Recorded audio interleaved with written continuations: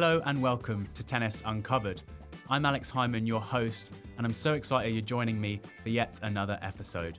Today we have Grant Thompson joining us all the way from Texas. I think he's actually in Iowa at the moment, so grateful he can pop on the call to have a chat about all things tennis industry. He is a content editor and writer for the ATP, and more specifically, the Challenger Tour. It's a great chat, and I think you're really going to learn a heck of a lot. So that's it from me. If you're all set, let's get into the chat with Grant. Okay, Grant Thompson, how are you doing? It's so good to have you on the Tennis Uncovered podcast. How are things? Yeah, I'm doing good. Thank you so much for having me. I'm honestly honored that you asked me to come on the show. Looking forward to it. So good to see you. But yeah, doing good. Just celebrated the Thanksgiving holiday here in the States. And so, yeah, everything's going well. Thank you so much.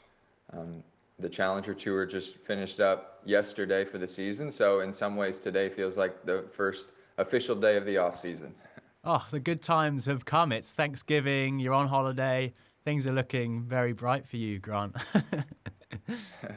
Yeah, exactly. So I've got you on because you were one, as I said just before we started recording, you were one of the first people that came to my mind to speak to about the tennis industry and all things. You're just so heavily involved with it, with the coaching and obviously the writing. But if we just go back to the beginning of your story, getting into into tennis and sport just as a whole, where did it all start for you? What was life like for you growing up? Where were you? You're obviously in the States right now. Yeah, so I live in Texas now, but I grew up in the Midwest United States, in Iowa to be exact. And I started playing tennis at the age of 6. My parents didn't play tennis, so it was just kind of a random sport for me to try.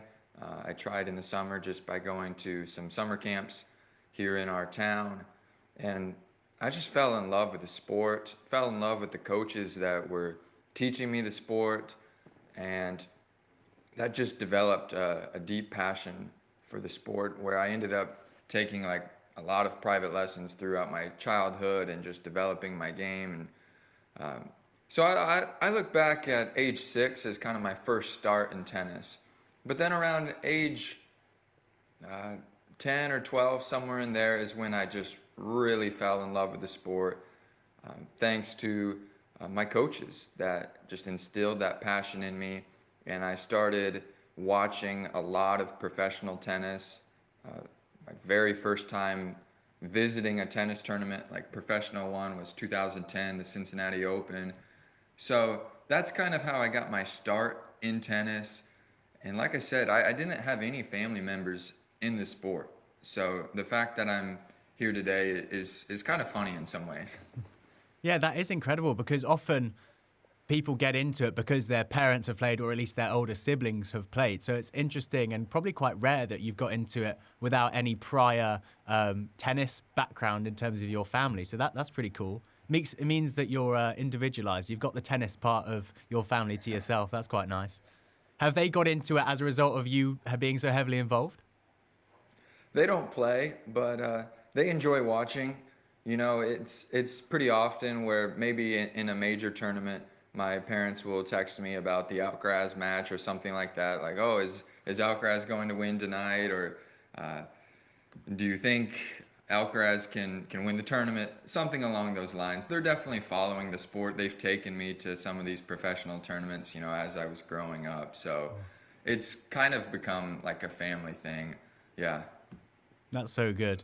Okay, so clearly you've mentioned how coaching played a massive role in terms of getting you into the sport and keeping you into the sport. And obviously we'll get onto your coaching roles a little bit later on that you still do to this day. But talk us through sort of getting to university and college. I know I did a bit of research. I think we spoke about this when we were together back in the UK, probably a couple of years ago now, wasn't it? When we first met at the Challengers, the Grass Court Challengers. Was it 2 years ago?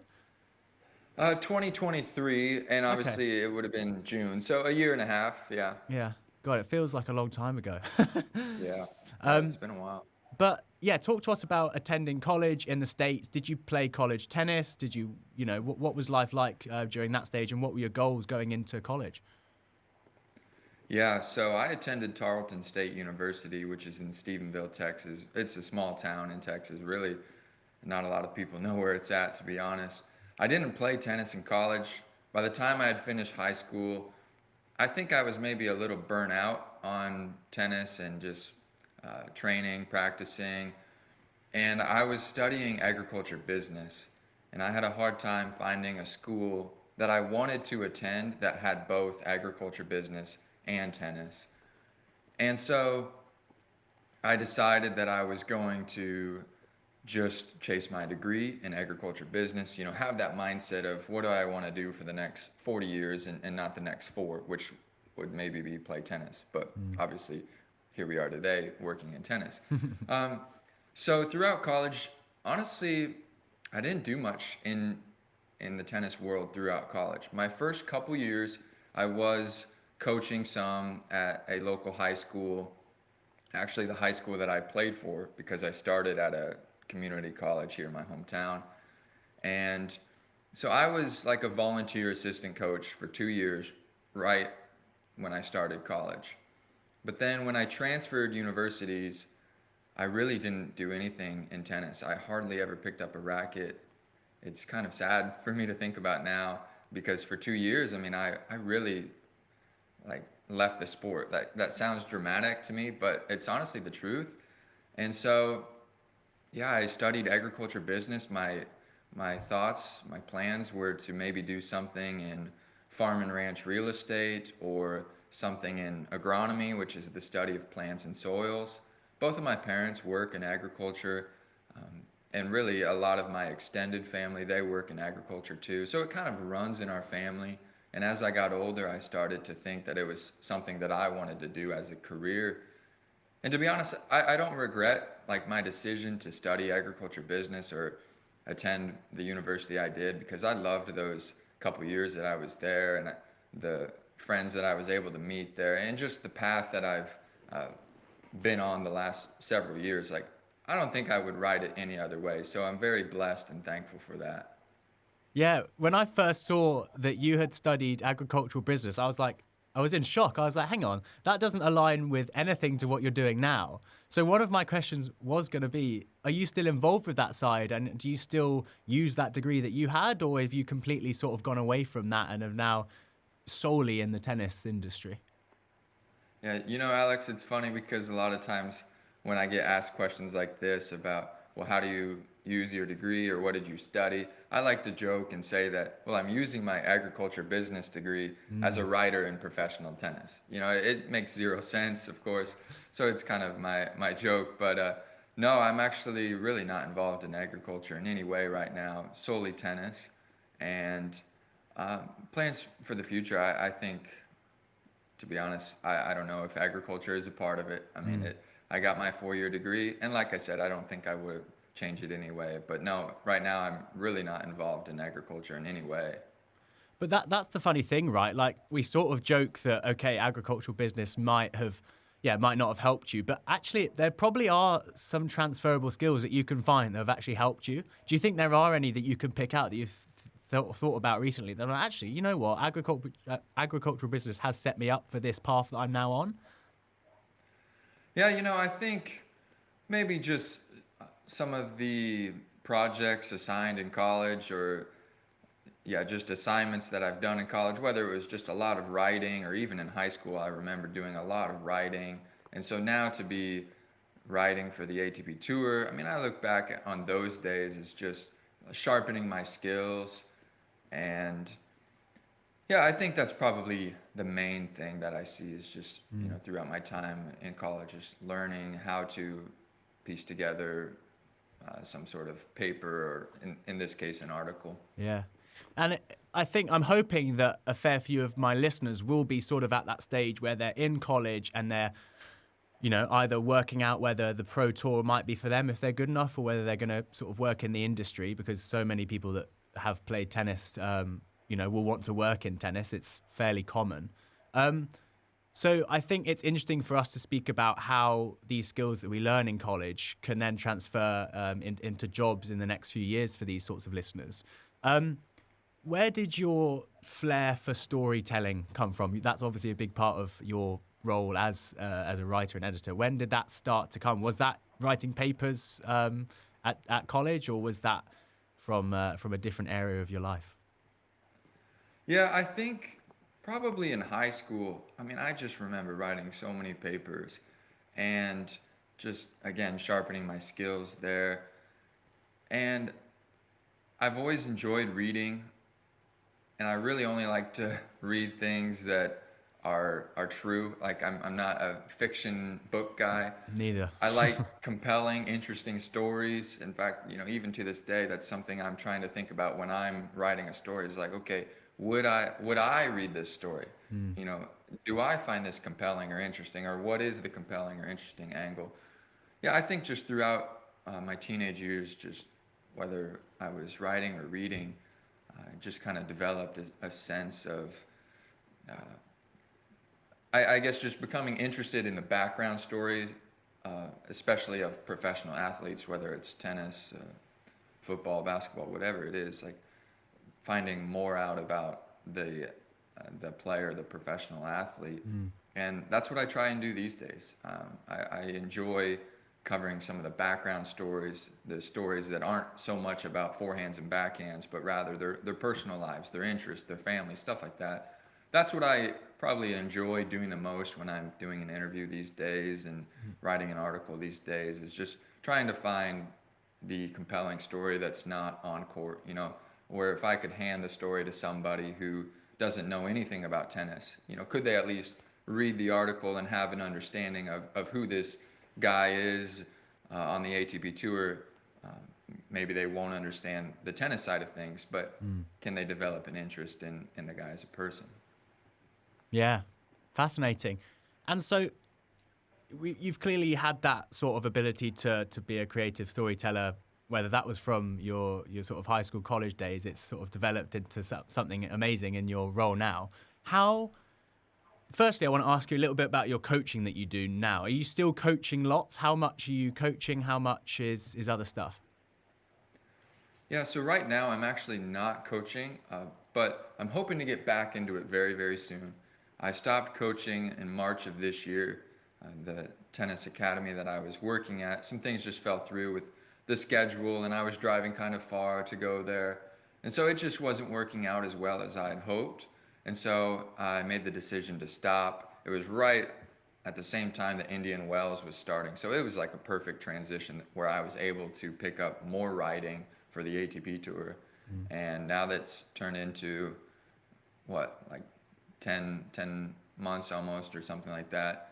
I guess not quite 10 months. But yeah, I haven't been coaching for a while now. It seems like forever, but I'm hoping to get back into it very soon, because honestly, that's my biggest passion, is being around juniors, being around the youth and coaching them, developing them, and building those relationships. I'd take that over, writing a story, looking at a computer screen, Mm. typing on a keyboard all day long. I want to be out there on court with the kids, developing tennis players, developing relationships. That's the stuff I enjoy the most. So, yeah, I've coached several years, and right now I'm just not taking a little bit of a break, I guess, but I'm looking for my next coaching opportunity in my home state, Texas. Mm. Okay, yeah. It makes sense. I can see how when you're a tennis coach who's used to being outside, sort of interacting with people, how actually that side of writing where you're in front of a screen, that's probably the negative side of it. Obviously, I'm sure there are positives that we'll speak about, coming up. But yeah, that I can see how that maybe doesn't quite match your personality of being out and about on a tennis court.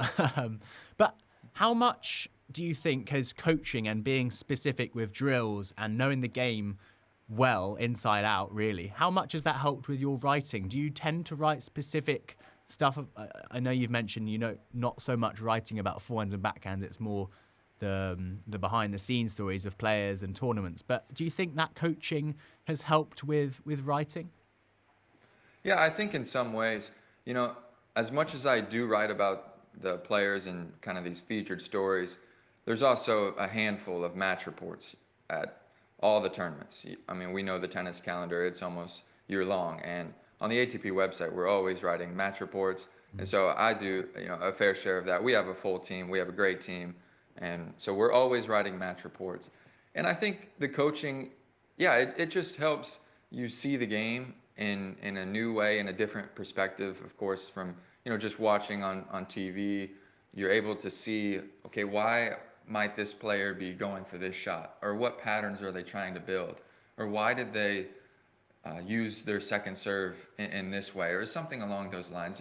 There's some things that maybe you pick up on that you can see easier when you're on court coaching whoever it may be, uh, when you are coaching and on court more compared to just being at home and watching. You can pick up on those things at home, especially if you know the game well, right? But yeah, I think as a coach, you're just able to kind of have that coach's eye, if you will, of seeing why the players might be doing what they are doing. For sure, 100% agree. And I think people we should never underestimate how powerful coaching is in helping you in other areas of tennis. I know from a personal perspective, I'm not a good coach, and I don't massively enjoy it, but I've done stints of coaching in the past. I went out to Spain last year to Soto Tennis Academy, did a bit of coaching there, and have done bits and pieces in my junior days. But as much as I didn't massively enjoy the coaching experience, that it's helped me so much in terms of whether I'm now doing a bit more commentating on tennis. It's helped me so much in, one, analysing the game, knowing what patterns, like you say, players are trying to go for, maybe what they're thinking and what should their coach be telling them. At the end of a set, for example, we often talk, if we're commentating, okay, what would their coach be telling them, right now? What do they need to do to improve on the next set and things like that. So I think for coaches listening, it's so important for them to make the most of time on court, because wherever they go following their coaching role, I mean, they may want to stay in coaching, but it's still going to be really, really useful. Moving on to ATP chat now. How did you first get into writing for the ATP? How did that all come about? And what was the break like into that side of your work? Yeah, in the summer of 2022, I was coaching tennis at the time, and I had saw a job listing on, I think, just some job search website for a contract writer for ATPtour.com, the official website of the ATP Tour. And I was like, wow, that would be so much fun. As much professional tennis as I watch, as much professional tennis as I enjoy, like this would be the perfect role. But I don't have any professional writing experience. But I felt confident in my writing skills, as I mentioned earlier, just through college and high school. So I remember I took one weekend and I wrote like 3 articles, like 3 blog posts. I didn't have a blog, I wasn't a blogger, but they were looking for like 3 to 5 writing samples. And so I was like, I'm going to take one weekend and I'm going to write 3 articles. And I'm going to have this like a part of my portfolio resume that I'm going to send in, and we'll see. I wasn't expecting to hear back, to be honest. I submitted my resume and my writing samples, and of course I heard back. I had an interview, and then I think maybe a second interview, and of course ended up landing the role, and I was ecstatic. To this day, it really is a dream to be covering professional tennis, something that as a kid I remember just watching week in and week out, all the tournaments. It didn't matter, Masters 1000s, majors, 250s, 500s, whatever it was. I mean, I was a tennis junkie as a kid. So for me to be in this role writing for the ATP Tour really is a dream. I'm very blessed, very thankful to be in this position. But yeah, it really all started just kind of a shot in the dark of like, hey, I think I'm going to take a chance, like just send in the resume and writing samples and see what happens. And I was honestly shocked when I got the first email, like, hey, we'd like to do an interview. I was like, wow. And I remember I took a tennis quiz as part of one of my interviews, like how many slams does Federer, Nadal, Djokovic have? How many slams does Pete Sampras have? And how many Masters 1000s are there? And can you name all of them? All these questions where if you're a tennis junkie, you know the answers, but it's kind of a funny part of the interview. That's so funny. You know what? I had the exact same experience. I was going for a job a few months ago before coming back to study, and one of the interview sort of parts of the interview was a list of questions about Wimbledon, and it was, what year was Wimbledon established? Who was Wimbledon champion in 1989 or something? And even for a tennis fan, that's tough. I was like, God, this is difficult. But I reckon you could answer every single one of them probably fine because you know your stuff. So yeah, I I reckon don't know about that. That sounds pretty difficult right there. That one sounds more difficult. So. in fact, one of the questions which I thought was a clever question from them, but I was across it luckily, was who is Tommy Paul's girlfriend, who's across all the tournaments now? She's doing all that sort of influencer fashion side of tennis, isn't she? So yeah, it's actually funny that they did that to you. Maybe when was that when you first took that interview? Yeah, July 2022. I think it was the same week that Kyrgios and Djokovic played the Wimbledon final. Like it was kind of this fun, exciting time in tennis. Mm. And yeah, I remember one of my writing samples was actually like a Wimbledon semifinal preview, I think it was. Uh, I was going to ask and what were your three samples that you put in, because I think that's very useful for people trying to go for tennis jobs. Like if they're going for a writing thing, what did you write? yeah, so when I submitted my portfolio, like resume and these writing samples, I remember the three writing samples. One was like a Wimbledon preview. It was right before Wimbledon had started. And then my second sample it was a piece on Philip Kohlschreiber. He had just retired, I think, within the last month or maybe even more recently than that. So it was kind of a piece looking back at his career, his big accomplishments, stuff like that. Sort of 500 The words third, or so, or how long? honestly, they were probably longer, which Okay. is, I remember, I think it was the Kohlschreiber one, was like crazy long. But I think I remember thinking like I needed to show them that I can write like a long piece. But it's funny because what I actually write in comparison to that article, like that article would be way too long. Mm. um, yeah, I spent probably too much time on that one. But when you're covering someone's whole career as a professional tennis player, there's so much. You're talking about what, 15, 20 years potentially of stuff to cover. So that one was long. And then my third writing sample was like a little piece on, I think it was Denis Shapovalov, and he was like changing rackets at the time or something. Mm. And so I was kind of digging into why would he be making this change, what benefits could come from this change. And then, so after my first interview, then they kind of assigned like two more writing samples that, like two assignments, I guess, basically, where they wanted to see, hey, like if you were to write the Wimbledon semifinal preview, how would you do it? So then I wrote that. Then there was another one, I think. Mm. Might have been the Wimbledon final preview just a couple days after that, something like that. So yeah, by the time I was hired on, I had shown like 5 different pieces of writing. Okay, that's interesting because it's funny how I often say to people maybe they're a little bit younger than me. Now I'm still very fresh into the industry, so I by no means know anything at all really yet. But when sort of people a few years younger are asking, how did you start out in the tennis industry? I would say, look, just try and meet people and get to know people who are already working there and then offer to help. Like that's how you're probably going to get in. So it's actually interesting that your first break in the tennis writing sphere was sort of just applying from what you saw a job advert online. Like that's actually quite rare, I would have thought. So it's actually quite nice to hear that that it is possible. If you see something online, it's highly possible that you can get it if you have the skills like you did. So yeah, that's actually quite interesting to hear.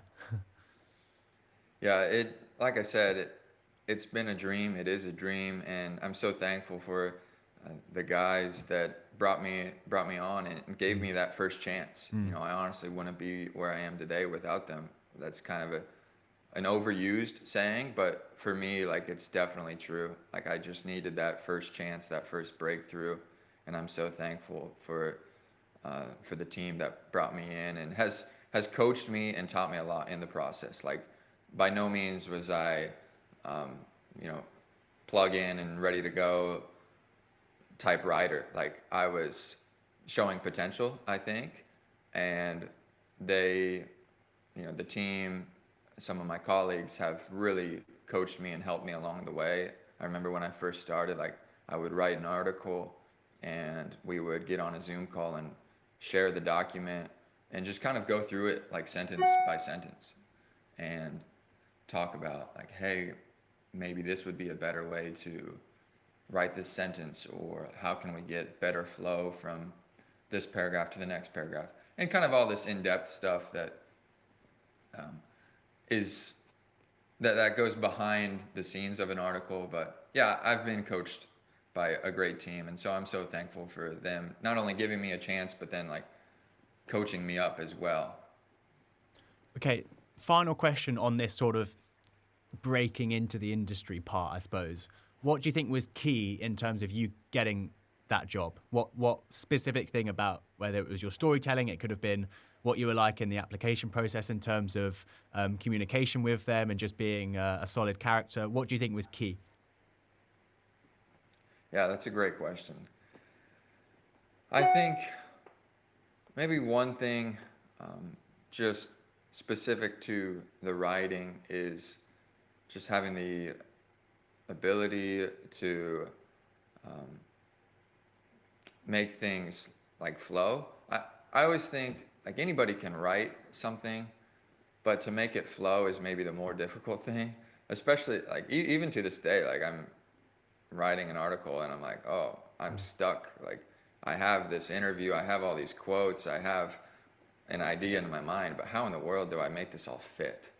And so I think that was something that I guess, naturally God gifted, had uh, this ability to piece the puzzle together. And I think another thing is just maybe my personality of just, I'm an energetic, positive guy. That's something that I am just as a person, whether I'm on court coaching, that's what I like to describe myself as, like just energetic, passionate, and I care about people. And I think those are skills that go beyond just working in tennis industry or any industry, um, for that matter. Just being encouraging, being energetic and passionate about what you're doing, and also the people. Yeah, and there we go again, like the transferable skills from coaching, being that energetic, positive person. It's an important skill wherever you go. It might be in the tennis industry or without. So that's another good lesson. Okay, I want to hear more about the actual role now. Now you've got it and you've been in there for a couple of years now. Talk us through how it all works. I don't know if you're full time or if you're contract, but talk us through how all that works. Do you travel to the tournaments? Do you get quotes from a media manager who's there? How does it all work? Yeah, so I'm a contract writer for the ATP Tour, and I cover the Challenger Tour specifically. So any sort of Challenger Tour content on the ATP Tour website is usually written by me. Mm-hmm. And then I also write like match reports for the ATP Tour, and just, I have like shift times. I submit my availability and they let me know like, hey, we need you to work this shift and this time. And here lately, since I haven't been coaching, it's been quite a lot, which has been quite nice because I haven't been able to rush back into coaching, waiting for that right opportunity. So yeah, writing for the ATP Tour, usually that's a scheduled shift. Like, hey, I'm going to work 8 to 5, and whatever happens between 8 to 5, I could write, or someone else on the team, depending who's available, stuff like that. Match reports, any sort of stories. Maybe a player hires a new coach, gets engaged, something like that. Kind of these fun stories, or maybe it's behind the scenes, or like looking into some stats, shot quality, stuff like that is kind of what I'm doing for the ATP Tour. We have a team spread out through multiple time zones.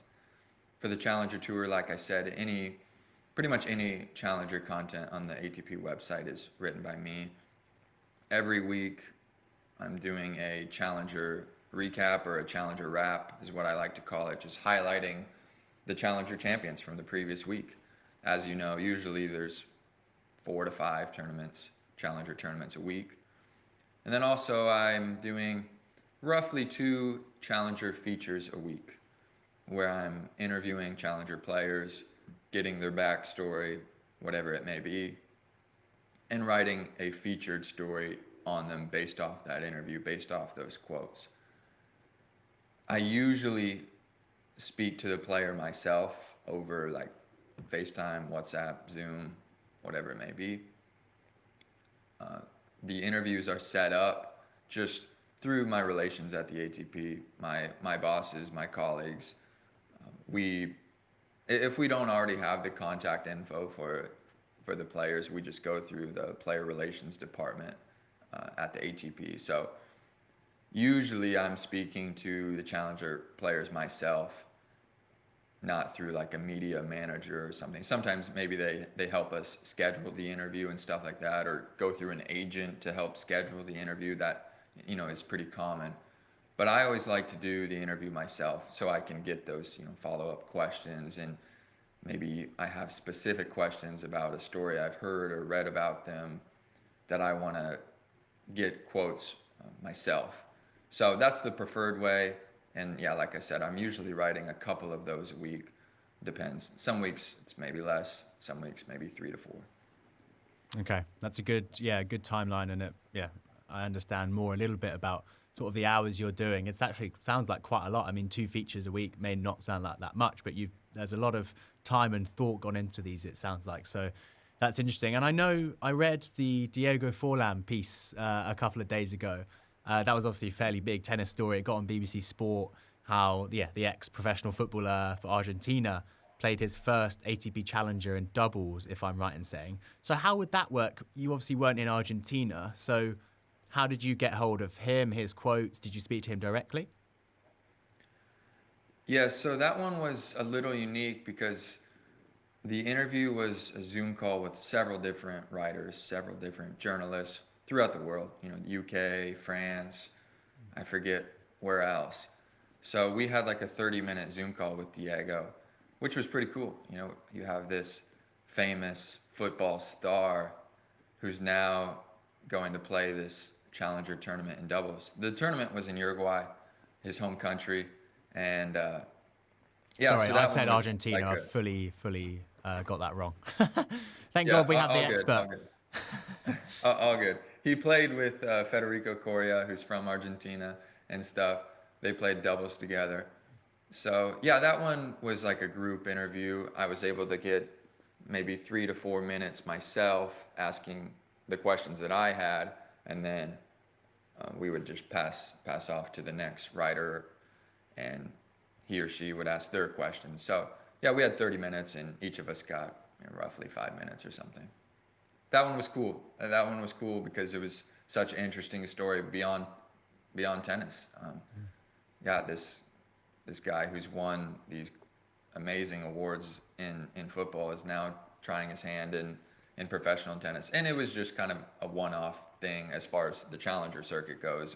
He's not going to be competing, regularly on the challenger tour. So it was a fun, unique thing that hasn't happened certainly in my time, and I don't know if it's ever happened, honestly. I'm sure it probably has, but yeah, something that's super rare, and that was a super cool, unique story to do. Well, it's great for the Challenger Tour as well to have that sort of cross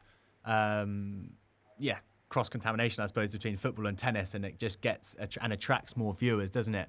I suppose because all of his fans from back in the day when he was playing would probably have been interested in that tournament, and therefore increased exposure for a Challenger Tour tournament, and all of that is good for tennis. So yeah, that was great to see. I was actually really interested in that story. So yeah, I guess those are the benefits of some of your bits of work, as you get to speak to cool people like him. But what are some of the challenges, I suppose, with your job? What are the toughest things you've had to overcome in the last couple of years, would you say?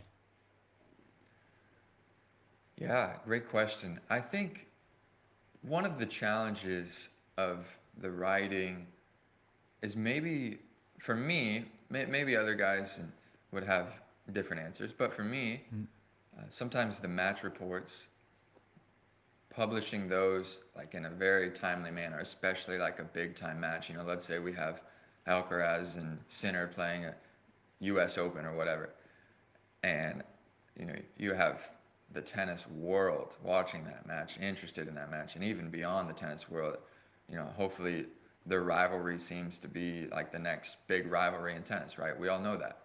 And so we have this big time match, we're writing the match report, and we're writing as the match is going on. And it's like as soon as the match is over, we want to have something up. We want to have something published. And so for me, it's just kind of that working under pressure in those moments, in those match reports, where it's like, okay, Sinner broke Alcaraz, and now he's a couple games from victory, and if he can just hold serve here, then he's going to win the match. And so it's just like a lot of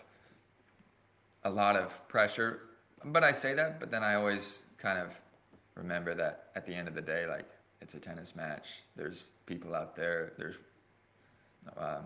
people out there working other jobs with way more pressure than writing about a tennis match. So I try and keep things in perspective in that manner. But in our sense, it's like, this is something we want done in a very timely manner, and there's kind of several different pieces that go into it, whether it's the photo of the article and the headline of the article, and writing the article itself and making sure it flows nice, and what does this match mean for Sinner and for Alcaraz, if we're going to stick with that example. And it's stuff like that has maybe been a little bit of a challenge, where I think when I started the job, I didn't realize that how quickly we want to be on some of those big time matches. I mean, it makes sense, right? Every publication, every website wants to be that way, to have an article published pretty quick after the match. So that's been one of the challenges, but it's great. I enjoy it. And like I said, pressure is kind of something you have to keep in perspective. Yeah,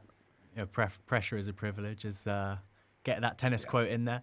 But and that's something, like you say, you're competing with the other outlets, aren't you, to try and get your piece up there first, because then that's going to gain more traction.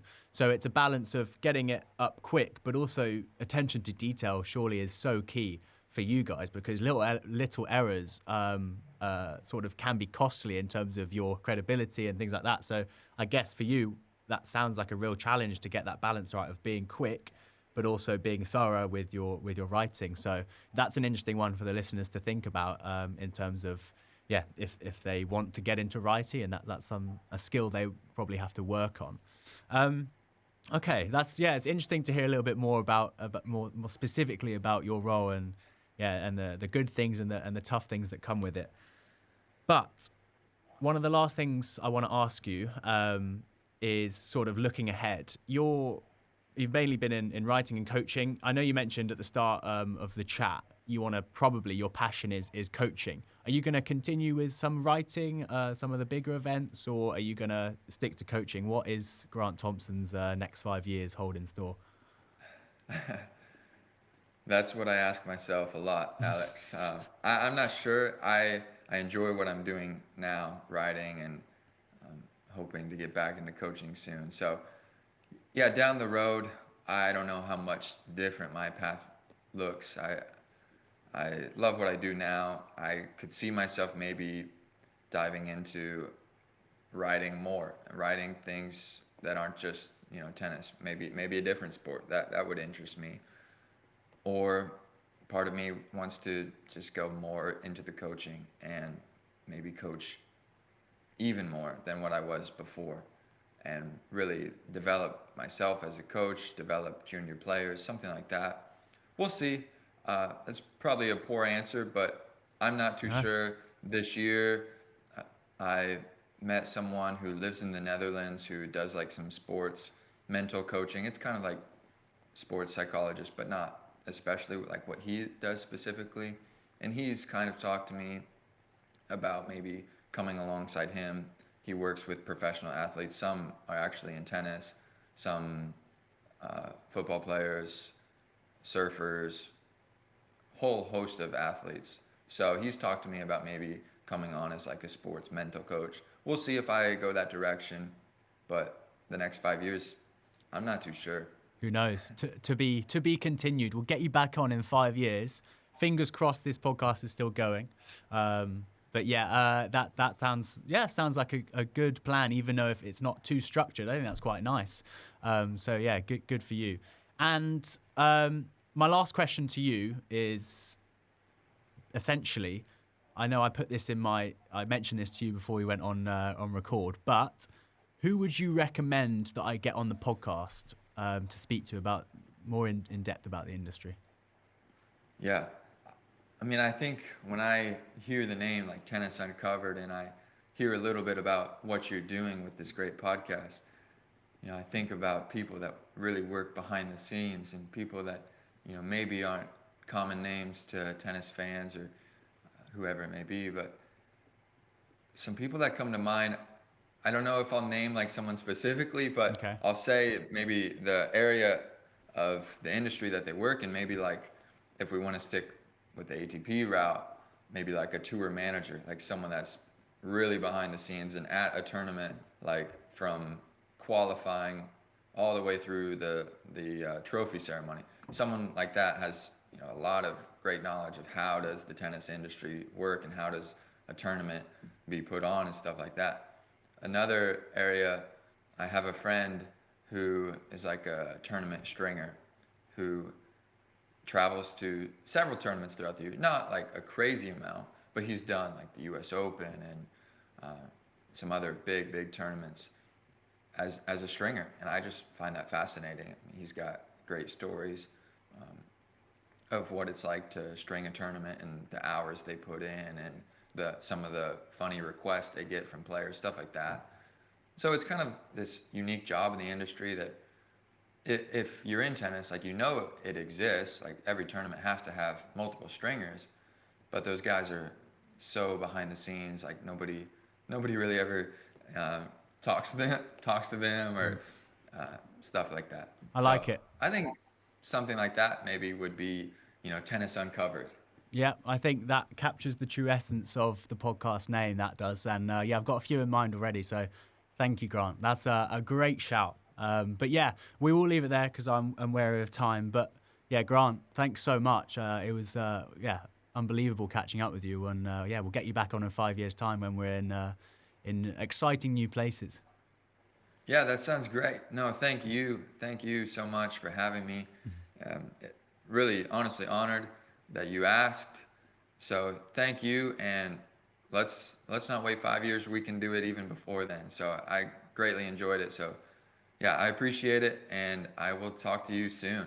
Well, Grant Thompson, thanks so much for coming onto the podcast. What an insightful chat it was, and so great catching up with you all the way from Texas. Listeners, if you do want to tune in again, make sure to follow us on socials at Tennis Uncovered Pod, and I'll catch you on the next episode.